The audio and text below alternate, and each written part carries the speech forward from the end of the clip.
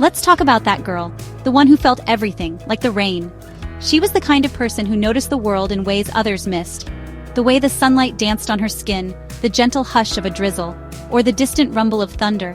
She felt it all, deep in her bones. Her emotions were as changeable as the weather, and she never tried to hide it. Sometimes she was a gentle mist, soft and quiet, bringing comfort to those around her. Other times she was a thunderstorm, bold, electric, impossible to ignore. She could be both, and she learned to accept every part of herself, even the wildest storms. Over time, she'd learned to embrace it all.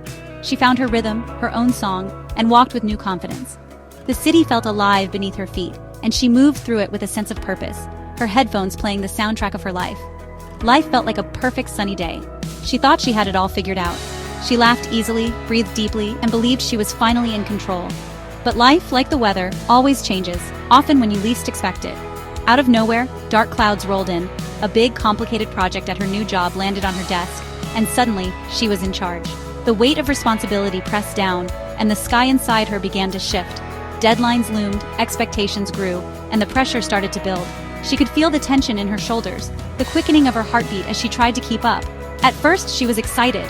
"I can do this," she told herself. She made lists, set goals, and dove in with determination, believing she could weather any storm. But soon, things unraveled. Her team wasn't listening, deadlines slipped, and pressure mounted. Meetings grew tense, and her confidence began to waver as the chaos swirled around her. The sunshine in her heart turned cloudy.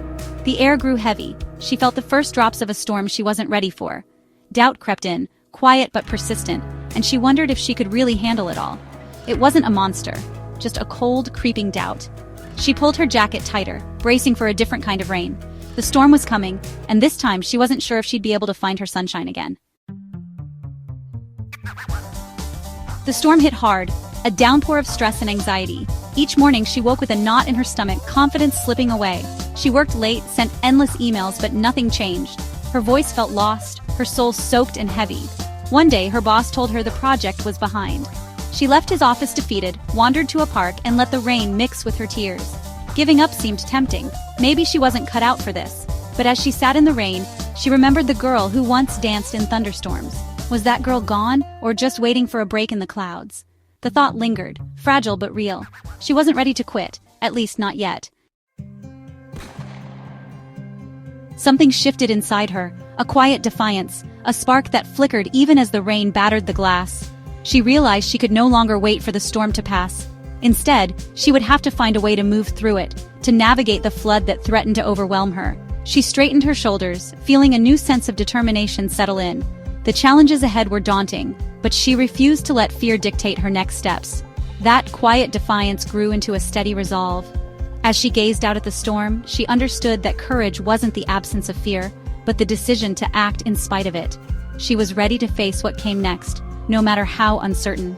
She looked in the mirror and promised herself, "This storm won't end my story." The next morning, she made a choice to be honest, to let others in. She called a team meeting, gathered her colleagues, and with a deep breath admitted, "I'm struggling. I need your help." Vulnerability felt risky, but she knew it was the only way forward. The room was silent at first. Her words hung in the air. Then, slowly, her teammates began to open up.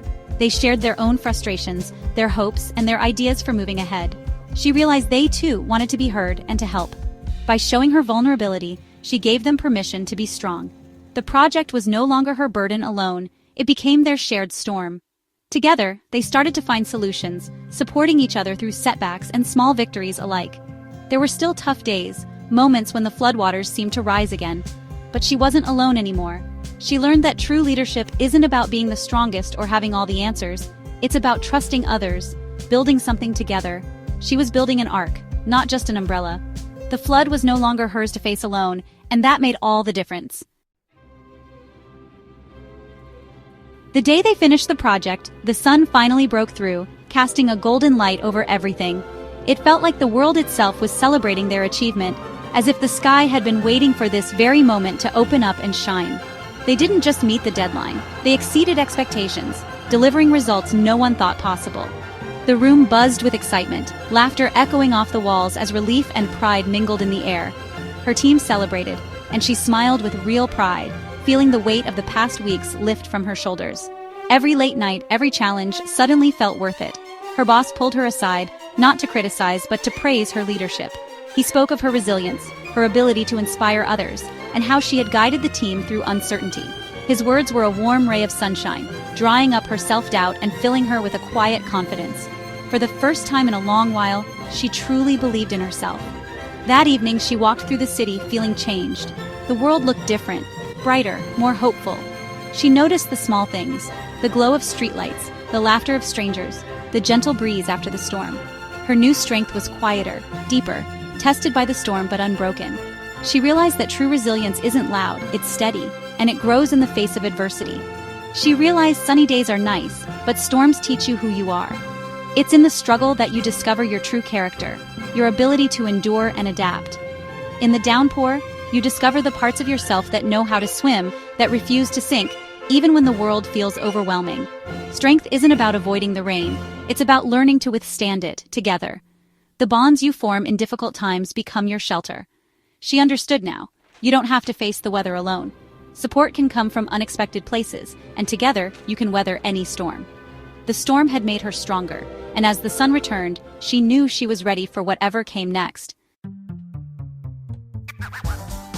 So what did she learn? Courage isn't the absence of fear. It's facing the storm, soaked with doubt, and taking the next step anyway. It's asking for help and trusting others to offer an umbrella. She discovered a rainbow inside herself, sun and rain together. Her vulnerability wasn't weakness, it let her team's light shine. She'd always have misty mornings and thundery afternoons, but she wasn't afraid anymore.